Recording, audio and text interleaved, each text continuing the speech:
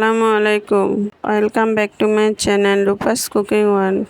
আশা করি সবাই ভালো আছেন। সবাইকে ঈদ মোবারক জানিয়ে আজকে আরেকটা নতুন রেসিপি নিয়ে হাজির হলাম। এটা বলতে পারেন ঈদ স্পেশাল। এটা খুবই সহজ, খুবই কম মশলা দিয়ে এই রেসিপিটা করা হয়। আপনারা অবশ্যই বাসায় ট্রাই করবেন। যেহেতু কোরবানি চলে এসেছে, চাইলে অল্প একটু মাংস স্টিকের জন্য আলাদা করে রাখতে পারেন। তাহলে রেসিপিটি শুরু করা যাক। আমি এখানে 700 গ্রাম ওজনে 5 টুকরা মাংস নিয়েছি। বানানোর জন্য মাংসটা সিলেক্ট করাই আসল।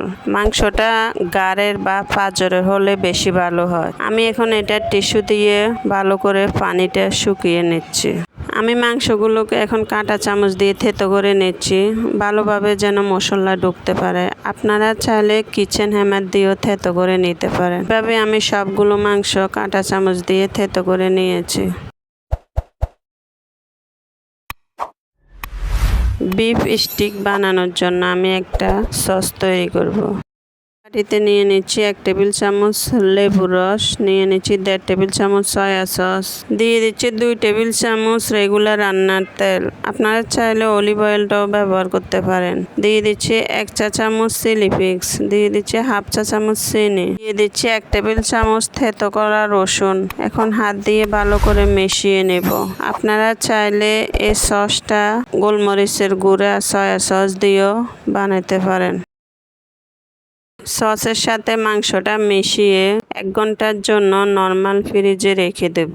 আপনাদের হাতে সময় না থাকলে আপনারা চাইলে আধা ঘন্টা রেখেও মাংসটা ভেজে নিতে পারেন। চুলে একটা গ্রিল প্যান আমি গরম করে নিয়েছি।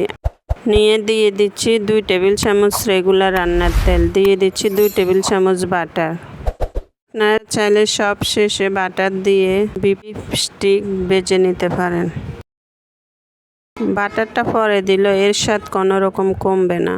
আপনারা চাইলে এটা ফ্রাই প্যানেও ভেজে নিতে পারেন। হাই হিটে আমি 1-4 মিনিট ধরে ভেজে নিচ্ছি। এই বিফ স্টিকটা ভাজার সময় কোনো রকম ঢাকনা দেওয়া যাবে না। বিফ স্টিকটা এখন আমি উল্টে দিয়ে আবারও লো হিটে 4 মিনিট ভেজে নেব। এতে করে মাংসটা ভালো করে ভিতর থেকে সিদ্ধ হয়ে আসবে। আর একটা চামচের সাহায্যে আমি বাটারটা উপরে দিয়ে দিচ্ছি। বিফ স্টিক তৈরি হয়ে গেছে, এখন নামিয়ে নিচ্ছি। স্টিকটা আমি কেটে দেখাচ্ছি এটা ভিতর থেকে কতটা জুসি হয়েছে। আশা করি ভিডিওটা আপনাদের ভালো লেগেছে। ভালো লাগলে একটা লাইক দিয়ে চ্যানেলটি সাবস্ক্রাইব করে রাখার অনুরোধ রইল। আজকের মতো এখানে বিদায় নিচ্ছি। আল্লাহ হাফেজ।